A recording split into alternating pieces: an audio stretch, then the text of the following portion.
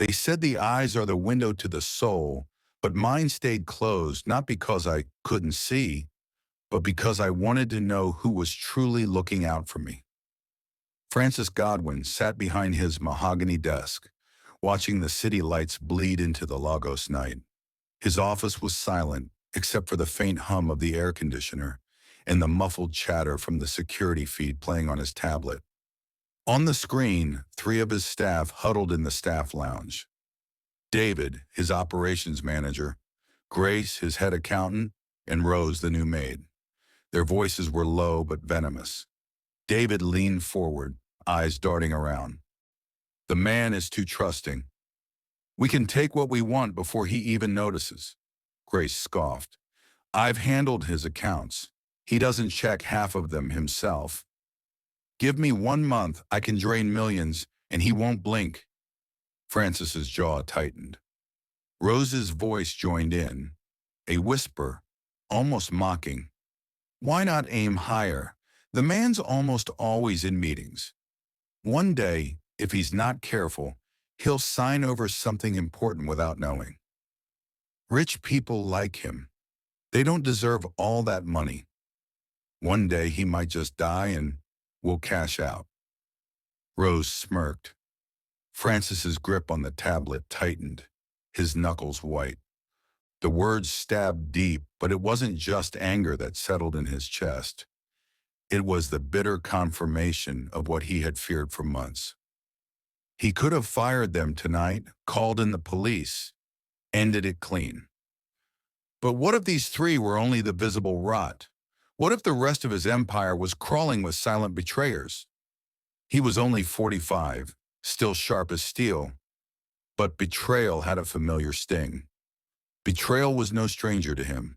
His late father had been destroyed by friends who smiled at the table, but robbed him blind when his back was turned. Francis had sworn it would never happen to him. Yet here it was again, wearing different faces. No, this time he would not strike fast. He would dig deeper. He would expose every shadow. He reached for the pen on his desk, twirling it between his fingers, a plan crystallizing in his mind. It was reckless. It was risky. It would mean letting the snakes think they were safe. But it would also mean seeing their true colors raw, unmasked.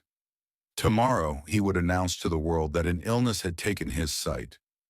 From that moment, every movement, every whisper, every theft would unfold before him like an open book. And none would know he could still see every detail. As the city outside pulsed with light, Francis leaned back in his chair, a slow, cold smile curling on his lips. Let the darkness begin. The next morning, the staff gathered in the wide conference room at Godwin Group headquarters. The air was stiff with curiosity. Emergency staff meetings were rare, and when Francis Godwin himself called for one, it meant something big. Olivia Daniels, his personal assistant, stood near the projector, neatly arranging documents. She glanced at Francis as he entered. Something in his face was different, not the usual unshakable confidence, but a quiet heaviness. Francis walked slowly to the front, his steps measured. A black pair of sunglasses covered his eyes, and a slim walking cane tapped softly against the marble floor. The room fell into stunned silence. He reached the head of the table, rested the cane against it, and took a breath. I called you all here to tell you something I never imagined I would have to say. 2 weeks ago, after a sudden illness, the doctors diagnosed me with a rare condition that has taken my sight. I am now blind. A gasp rippled through the room. Grace pressed a hand dramatically to her mouth. David furrowed his brows in what looked like sympathy, though his eyes glimmered with something else calculation. Olivia froze, her pen hovering over her notepad. Blind? She searched his face for clues, but the sunglasses gave nothing away. Francis continued, I can still manage this company with the help of my capable team, But from now on, I'll rely on you more than ever before. Every one of you. Murmurs broke out. Some voices carried genuine concern. Others sounded rehearsed, dripping with exaggerated pity. Grace stepped forward first. Sir, this is heartbreaking news. Please, don't worry. We will take care of everything for you. Anthony tilted his head slightly, the corner of his lips twitching almost like a smirk, but it vanished quickly. David followed, patting Francis's shoulder. You just focus on your health, sir. Leave the business details to us. The words were meant to be comforting, but Francis heard the quiet undertone. Leave it to us so we can help ourselves. Then came Rose, the new maid. Sir, this must be so hard for you. I'll personally make sure your home is always in order. You won't have to worry about a thing. Francis nodded, expression unreadable, while inside his mind cataloged every word, every shift in tone. By the end of the meeting, the sympathy was already laced with opportunity in the air. He could smell it. As the staff filed out, Francis's hand tapped the cane against the floor, his sunglasses hiding the fact that his eyes were tracking every single one of them. The fake smiles, the quiet smirks, the sly glances they thought he couldn't see. The game had officially begun. It had been barely a week since Francis announced his blindness, but the atmosphere at Godwin Group had already shifted. The first days were filled with exaggerated sympathy, doors held open, voices softened, hands guiding him like a fragile child. But now the masks were starting to slip. Francis sat in his office that Monday afternoon, cane resting by his side, sunglasses shielding his sharp gaze. On his desk, a file lay open, a construction contract for a new branch in Port Harcourt. The original estimate was 320 million naira. The figure in this updated version read 450 million naira. David's voice carried from across the desk. Sir, the costs went up because of market changes. Cement prices, labor, everything is higher now. You can trust me on this. Francis kept his face still. His eyes, hidden behind the glasses, flicked to the document, noting the carefully altered numbers and the signature of Grace, the accountant, verifying it. If he weren't blind, they would have come up with a better excuse. Fine, Francis said quietly. You know the figures better than I do now. David's lips curved in satisfaction. Downstairs in the main office, Grace was moving through ledgers with quick, confident hands, siphoning small amounts from various accounts. 200,000 naira here, 500,000 naira there. Small enough to avoid suspicion from regular audits, but frequent enough to bleed millions over time. David, the operations manager, had always been one of Francis's most trusted men. If Francis was the head, David was the right hand, decisive, persuasive, and smooth with numbers. But now, with his boss blind, David's calculations began to shift in more ways than one. Francis Godwin's grand mansion, once buzzing with the respectful murmurs of dutiful staff, had begun to feel like a den of whispers. On a Wednesday morning, while Francis sat in his study pretending to read Braille he'd never learned, David was in the corporate office signing off on a 28 million naira renovation contract for a property that normally costs 15 million naira. The extra 13 million naira discreetly rerouted into a ghost account. Olivia had noticed subtle changes. A new gold wristwatch glinting on David's hand, his suit suddenly tailored to perfection, the smell of imported cologne announcing his arrival. It wasn't jealousy. Olivia wasn't the type, but she knew money had a scent, and David smelled like he had just rolled in it. One Thursday evening, as she was sorting Francis's corporate mail, Olivia noticed a courier package addressed to David Marshall with a faint stamp reading, Confidential Contract Ledger. The delivery guy, not knowing any better, handed it to her before heading off. Curiosity gnawed at her, and she slipped the envelope into her bag. Later that night in her small flat in Surulere, she opened it. The contents made her stomach twist. A breakdown of inflated contracts, fraudulent maintenance costs, and fake supplier invoices, all signed off by David. Her first instinct was to run to Francis, but then she froze. How do you tell a man who's blind that his most trusted manager is robbing him? Even worse, Francis had been emotionally fragile since the supposed illness. Telling him could either save him or break him completely. She decided to keep quiet for now and dig deeper. The next day, Olivia began shadowing David's movements quietly, using her lunch breaks to visit suppliers and contractors listed in the invoices. Her findings were worse than she'd imagined. Some companies didn't even exist. But she was playing with fire, and she knew it. Because if David sensed her snooping, he wouldn't hesitate to crush her under the weight of his corporate influence. What Olivia didn't know was that Francis, behind those dark glasses, was quietly tracking her every move. And he was beginning to see exactly who was loyal and who wasn't. That Tuesday morning, Olivia was in the accounts room, picking up files for Francis's signature. She noticed a stack of fresh documents marked urgent. Curious, she flipped through the top pages and frowned. One was a construction contract for a new Godwin Group branch in Abuja. The original cost estimate, which she remembered from last month, was 280 million naira. This new revised version had jumped to 420 million naira with no explanation except a vague note in David's handwriting, due to market fluctuations. Her instincts prickled.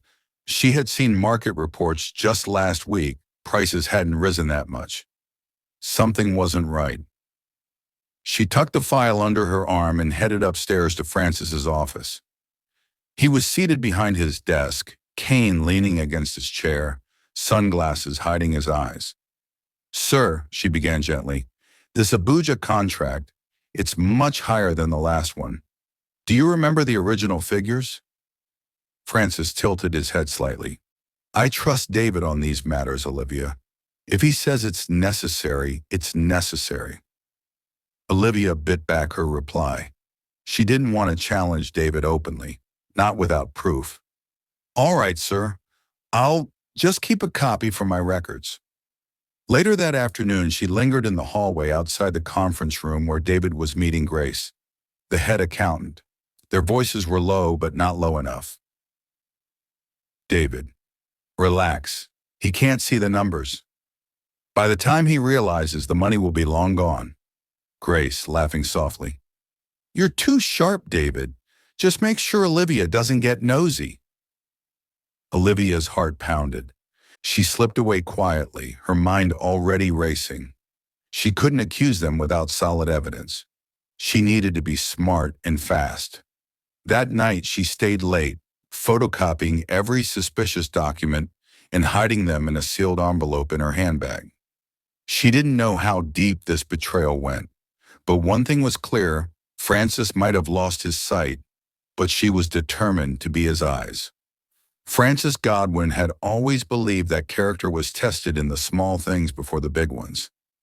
If a person could be trusted with the little, they could be trusted with the much. And if they failed in the little, the much was already doomed. Rose, the new maid, had been in his house for only a few months. Young, energetic, and outwardly respectful, she'd been quick to offer sympathy when he lost his sight. Too quick. Her syrupy tone always carried an undertone he didn't miss. That Friday morning, Francis decided it was time to see what she was truly made of. After breakfast, he called her into the living room. "Rose, I've misplaced my gold cufflinks," he said casually. "They were on my bedside table last night. Can you check if they're still there?" "Yes, sir," she replied, hurrying off. Francis remained seated, cane in hand, sunglasses hiding his eyes, but his sharp gaze tracked her reflection in the glass door of the cabinet opposite him. Rose entered the bedroom, spotted the cufflinks immediately, and hesitated. She glanced toward the doorway, then slipped one into her apron pocket and returned with the other. "Sir, I only found one," she said sweetly. "Maybe the other fell somewhere." Francis's expression didn't change. "All right, thank you, Rose. Leave it there on the table." That evening, he set the second part of his test. He left a crisp 50,000 naira note slightly sticking out from under a magazine in the living room. From his seat, he pretended to be dozing as Rose dusted the shelves. Her hand paused on the magazine, eyes darting left and right. The note disappeared into her pocket in a swift motion. Francis's jaw tightened behind his calm facade. By the third day, he had all the confirmation he needed. Rose's politeness was only a mask, and she thought his blindness gave her free rein. But Francis didn't confront her, not yet. He simply made a mental note, adding her name to the growing list of people who would face the storm when the time came. For now, she believed she was safe. And that was exactly how he wanted it. The past 2 weeks had been exhausting for Olivia Daniels. Ever since Francis's announcement, she had taken it upon herself to be his constant support, reading reports aloud, guiding him through crowded hallways, ensuring documents were in order before he signed them. But loyalty came with a cost. The first signs were subtle. Her colleagues stopped sharing certain files with her, claiming they were too busy. A few stopped greeting her in the mornings, but by the end of the month, the whispers began. She overheard Grace in the break room one afternoon, her voice dripping with sarcasm. "Olivia thinks she's the boss's new guardian angel. Maybe she's hoping he'll marry her out of pity." Laughter followed.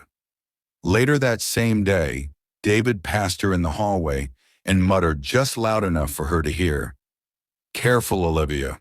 If you're too close to him, people might think you're the reason he's blind." The words stung, but she bit her tongue.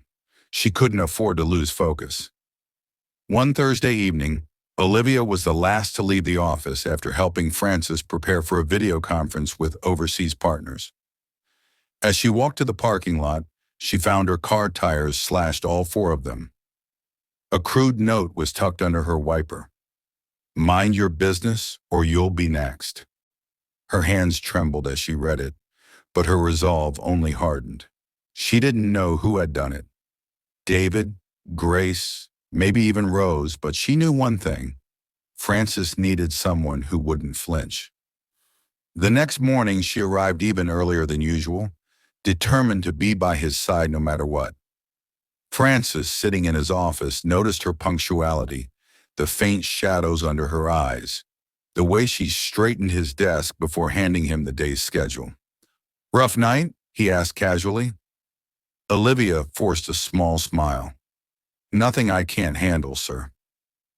Behind the sunglasses, Francis's eyes lingered on her a moment longer. He had seen the security footage of her slashed tires. He knew. But revealing the truth now would ruin the test. Instead, he simply said, "Good, because storms don't wait for those who aren't ready." She didn't understand the deeper meaning, but she nodded. It happened on a quiet Sunday morning. Francis was in his study at home, going through the sound recordings from the hidden devices he had placed in various rooms. He wasn't expecting company until later in the day. That was when he heard the faint creak of the study door on the audio feed, a door no one was allowed to enter without his permission. He switched to the security camera feed. Through the mirrored reflection of a picture frame across the room, he watched Rose slip inside. She went straight to the wooden cabinet where his safe was hidden behind a shelf of books. Rose bent down, retrieved the spare key from the vase, exactly where she had seen him keep it weeks earlier, and opened the safe. Within minutes, bundles of cash and a velvet box containing an antique watch were in her apron. She replaced the key and left without looking back. Francis said nothing. He simply made a note in his mental ledger. The web was tightening. By Monday morning, the house was buzzing with whispers. Francis summoned Rose to the living room. "Rose," he said calmly, I noticed that the money and my gold watch from the safe were missing. Were you in my study? Rose widened her eyes in faint shock. Me? No, sir, but I did see Olivia near the study yesterday when I was cleaning the corridor. Maybe she... Francis raised a hand to silence her. That will be all. But the seed of suspicion was already planted in the staff's minds. By midday, Grace and David were openly gossiping in the office about how Olivia was too close to the boss's private affairs. Olivia, hearing the rumors, was furious. She confronted Rose in the kitchen during lunch break. "You know very well I've never touched that safe," she said, her voice low but sharp. Rose smirked. "Well, you're the only one he trusts. Who else would have access?" Olivia's fists clenched, but she walked away. She had learned that the louder you defended yourself against liars, the more they enjoyed it. That night, Francis reviewed the footage again, every detail, every lie, every expression. Rose thought she had turned the house against Olivia. She didn't know she had just signed her own death warrant in Francis's world. Francis had always known that wealth had a way of drawing people close, not for who you were, but for what you could give. But pretending to be blind had stripped away some of the superficial layers, or so he thought. It was a quiet Wednesday afternoon when it began. He sat in his office, head slightly tilted, the dark sunglasses hiding the sharp, calculating eyes that watched everything while pretending to see nothing. His cane rested across his lap, his posture deliberately frail. "Sir, you've been working too much lately," a voice purred from the doorway. It was Sarah, the new marketing assistant, tall, confident, and with a smile that could melt ice. She stepped in without being invited, closing the door behind her. "You need someone to take care of you," she added, her words dripping with suggestion. Francis kept his face passive. "Take care of me?" he repeated in a low, almost confused tone. "Yes," Sarah said, moving closer, her perfume lingering in the air. "You can't do everything by yourself anymore. Let me help you relax." Her hand brushed his shoulder lightly, testing his reaction. He leaned back in his chair, inwardly disgusted but outwardly calm. "I have Olivia for that," he said softly. Sarah's smile faltered for half a second, then returned. "Olivia is different. She's professional. I can give you something she can't." Francis let a slow silence stretch between them. He wanted to see just how far she would go. "And what exactly is that?" he asked. Sarah leaned down, her face inches from his ear. "Companionship, warmth, comfort." Francis's jaw tightened, but his tone remained measured. "You mean a mistress?" She chuckled softly, not even pretending to be offended, "if that's what you want to call it." By the end of that week, it wasn't just Sarah's. Two other female staff members, Tina from HR and Blessing from accounts, had begun finding excuses to check on him. Tina brought homemade meals, always feeding him with a spoon herself, brushing her fingers against his lips. Blessing offered to help him dress for meetings. Each time, Anthony thanked them calmly, noted everything down in his mental ledger. Through it all, only Olivia remained strictly professional. She never hovered or made unnecessary physical contact. She respected his space, speaking to him with the same tone she had before his supposed blindness. If anything, she was more protective, warning him of possible workplace gossip and keeping unnecessary visitors away. One evening, long after work hours, Francis sat alone, pretending to fumble with his walking stick in the dimly lit office. He heard soft footsteps behind him. It was Sarah again. She closed the door quietly and whispered, "You don't have to pretend you don't see me, sir. I know you can feel me." She was leaning in when Olivia suddenly walked in, her voice sharp. "Sarah, what are you doing here?" Sarah stepped back quickly, flustered, I, I was just checking on him. Olivia's eyes narrowed. At 8 p.m., please, go home before I report you. Francis kept his head down, hiding the flicker of gratitude in his eyes. Olivia had no idea she just saved her boss from crossing a dangerous moral line and revealed her own unshakable integrity in the process. What pained him wasn't the flirtation itself. It was the betrayal of professionalism, the way loyalty melted the moment they thought he was too vulnerable to hold them accountable. By the end of that week, Francis had learned something vital. Not all betrayals come with stolen money or forged documents. Some come in whispered offers, in hands where they shouldn't be, in the slow erosion of respect. And Francis was quietly taking notes, every single day. The morning sun filtered through the tall glass windows of Francis Godwin's office, casting a warm glow on the mahogany desk that now seemed emptier than ever. The pile of envelopes and receipts lay untouched, as though mocking the situation. Francis sat in his leather chair, still maintaining his act of blindness, listening as Olivia's trembling voice narrated the disaster. "Sir, I don't know how to say this," she began, her tone heavy with shame. "The funds for the orphanage, half of them are gone." Francis clenched his jaw. "Gone? How?" She hesitated, glancing away as if the walls might answer. "They were supposed to be delivered yesterday, but the cashier says the safe was tampered with. It was done in such a way that the CCTV caught nothing. I've questioned everyone, but—" Her voice trailed off, trembling. Francis's fingers tapped slowly on the desk.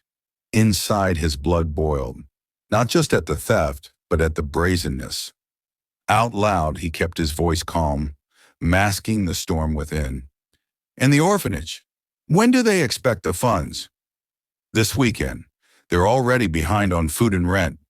The children are—" She stopped, biting her lip hard enough to taste blood. Later that evening, Olivia sat alone in her small apartment. The hum of the ceiling fan was the only sound as she opened a small wooden box from her wardrobe.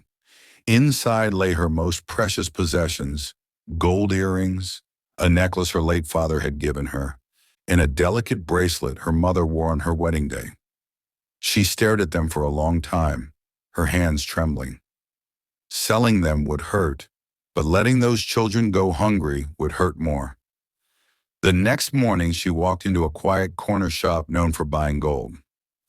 The old jeweler examined the pieces, his eyes widening. "These are beautiful, young lady. You're sure you want to part with them?" Olivia forced a smile that didn't reach her eyes. "Yes, please. Just give me a fair price." When she returned to the office later that day, Francis was in his chair, facing the window. "Sir," she said softly, "I have made the necessary provisions to the orphanage." Francis's brow furrowed. "Where did you get money for it?" "I found a way," she replied. He didn't press her, but as she left his office, Francis's throat tightened. In a world where greed had eaten through loyalty like acid, here was one person who was willing to bleed for others, without expecting praise, without even knowing she was being tested. And for the first time in weeks, Francis Godwin felt something stir in his heart. The evening was quiet. Olivia sat in the corner of the dimly lit office, flipping through some files Francis had left for her to organize. That was when she noticed it, a crisp, unfamiliar document tucked between charity receipts. Her heart stopped. It was a property deed, one of Francis's waterfront estates. But the name on the buyer's section wasn't Francis's signature, it was forged. And there was more. Attached to the back was a contract of sale to a foreign investor, already stamped and sealed. David's name appeared in bold at the bottom as the authorized representative. Olivia's throat went dry. So this was it. David wasn't just skimming money anymore. He was selling Anthony's life piece by piece. She glanced at the office door. It was slightly ajar, Then she heard it, the low murmur of voices outside.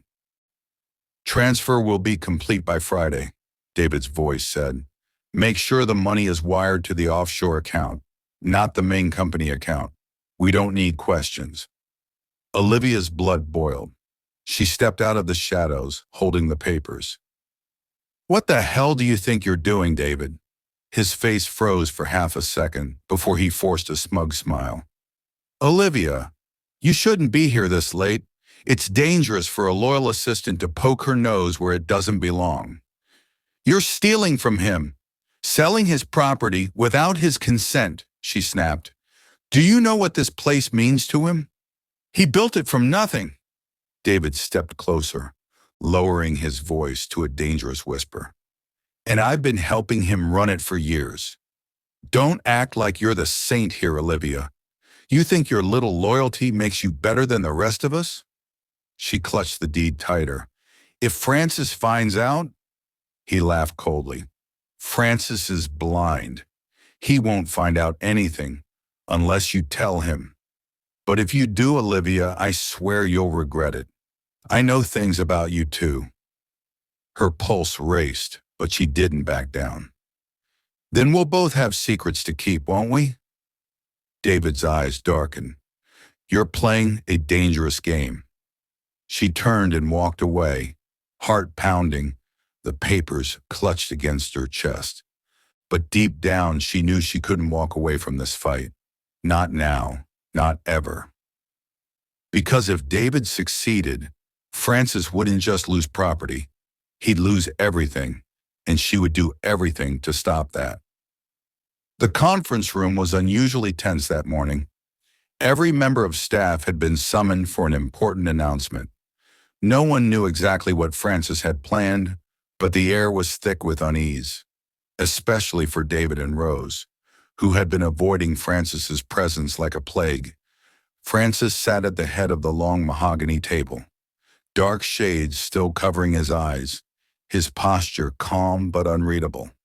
Olivia stood behind him, her hands clasped, her gaze sharp as a hawk.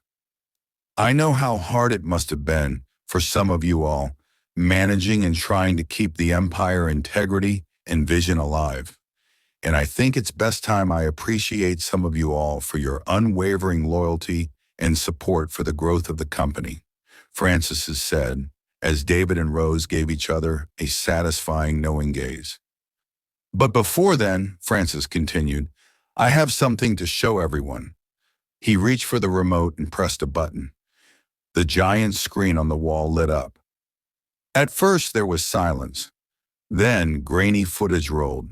David in Francis's private study, whispering on the phone to a foreign buyer. Once we close this deal, we split the money 50-50. Francis will never know.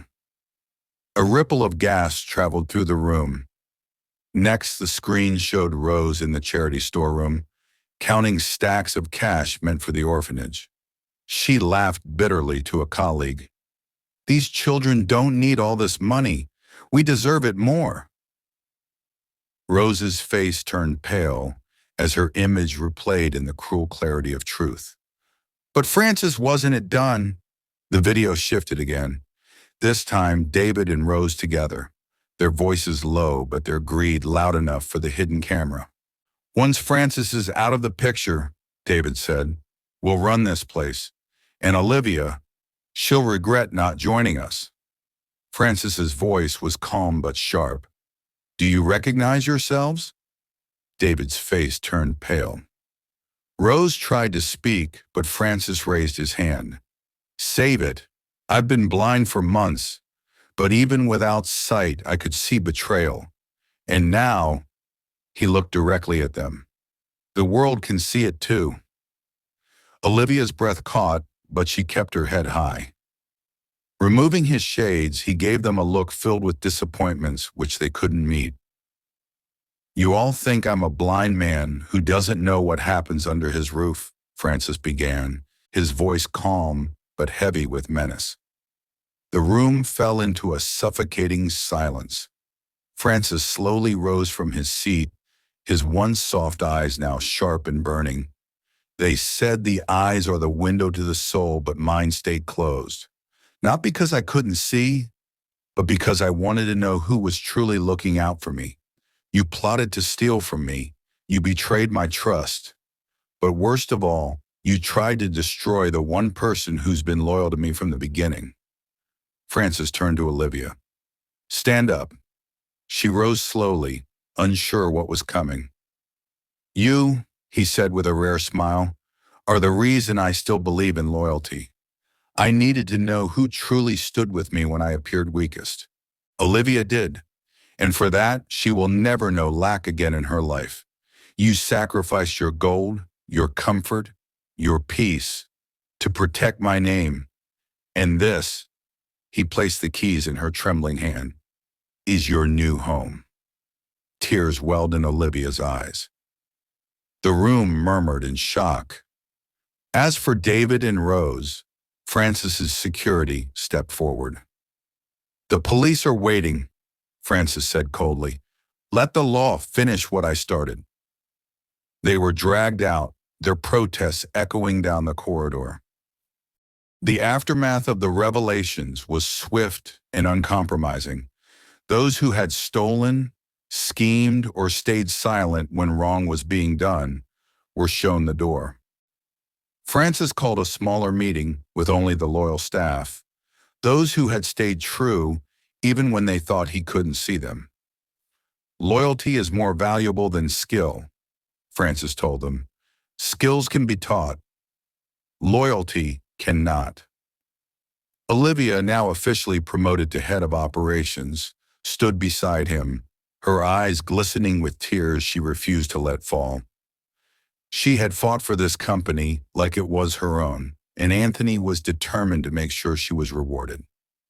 As part of his new vision, Francis launched the Integrity Mentorship Program, an initiative aimed at training young professionals not just in business, but in the principles of loyalty, honesty, and trust. The betrayal had hurt him deeply, but it had also ignited a passion to prevent others from falling into the same trap his father had. Weeks later, Olivia was called into Francis's office. She walked in expecting another work-related meeting, but instead found a set of keys in a sealed envelope on the desk. Francis gestured for her to sit. Open it, he said with a small smile. Inside the envelope were legal documents transferring ownership of a small but thriving logistics company to her name.